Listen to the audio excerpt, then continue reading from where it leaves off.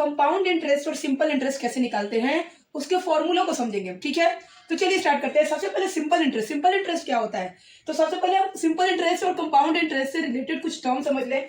सबसे पहला टर्म होता है प्रिंसिपल अमाउंट।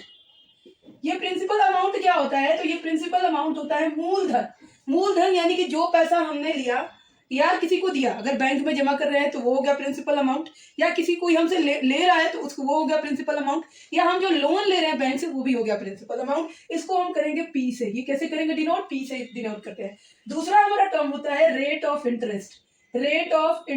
ओके, तो ये रेट ऑफ इंटरेस्ट क्या होता है? ये इसको हम आर से रिप्रेजेंट करते हैं, स्मॉल आर या कैपिटल आर से इसको रिप्रेजेंट किया जा सकता है कि किस रेट ऑफ इंटरेस्ट से हमारा क्या रेट है इंटरेस्ट का। तो ये हो गया रेट ऑफ इंटरेस्ट। और तीसरा हमारा चीज होता है, जो ये पहला, ये दूसरा और ये तीसरा हम टाइम, ठीक है। तो टाइम को किससे रिप्रेजेंट करेंगे? तो टाइम को हम टी से रिप्रेजेंट करते हैं, ठीक है। इसके बाद होता है हमारा अमाउंट मतलब आफ्टर इंटरेस्ट क्या अमाउंट मिलेगा उसको हम ए से रिप्रेजेंट करेंगे, जिसको जिसमें इंटरेस्ट और प्रिंसिपल दोनों होगा। तो ये अमाउंट इज इक्वल टू क्या हो जाएगा?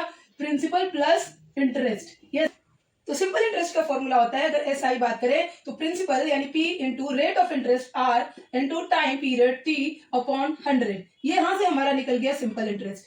अगर हमारा सिंपल इंटरेस्ट दिया है और प्रिंसिपल दिया है, टाइम दिया है पर रेट नहीं दिया है, तो रेट कैसे निकालेंगे? तो रेट इज इक्वल टू हो जाएगा simple interest into 100 and upon principal into time. ये हमारा निकल जाएगा यहाँ से रेट, ठीक है।